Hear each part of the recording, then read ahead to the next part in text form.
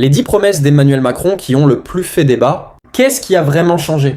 Bonjour à tous et bienvenue sur Libre Espérance. Aujourd'hui, nous allons revenir sur 10 promesses majeures faites par Emmanuel Macron au cours de ses campagnes présidentielles. Certaines ont été réalisées, d'autres partiellement, tandis que d'autres continuent de faire l'objet de critiques et de débats. Le but de cette vidéo n'est pas de dire aux gens ce qu'ils doivent penser, mais de présenter ces promesses et d'expliquer pourquoi elles ont autant marqué les Français. Restez jusqu'à la fin, car la 10e promesse est probablement l'une des plus discutées. Promesse non dégâts 1, augmenter le pouvoir d'achat.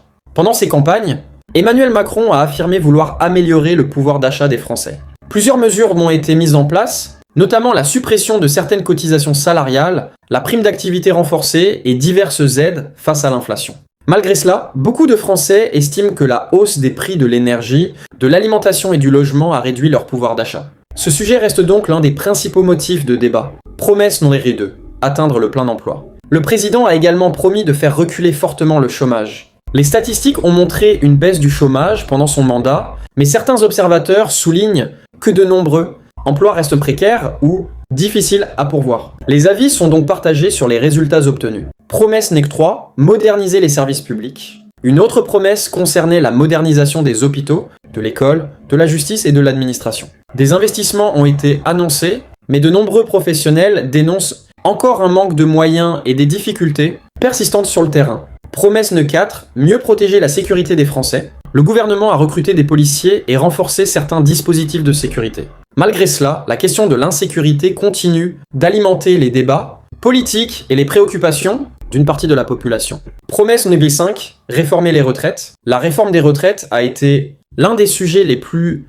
controversés du second mandat. Le report de l'âge légal de départ a provoqué de nombreuses manifestations et un débat intense dans tout le pays. Promesse NEC 6, accélérer la transition écologique. Le chef de l'État avait promis d'accélérer la lutte contre le changement climatique. Des investissements ont été réalisés dans plusieurs domaines, mais des critiques estiment que les efforts restent insuffisants au regard des objectifs annoncés. Promesse NEC 7, renforcer l'industrie française. Le gouvernement a mis en avant des projets de réindustrialisation et l'installation de nouvelles usines. Pour certains, cela marque un progrès. Pour d'autres, les effets les restent limités. Face aux fermetures passées et à la concurrence internationale.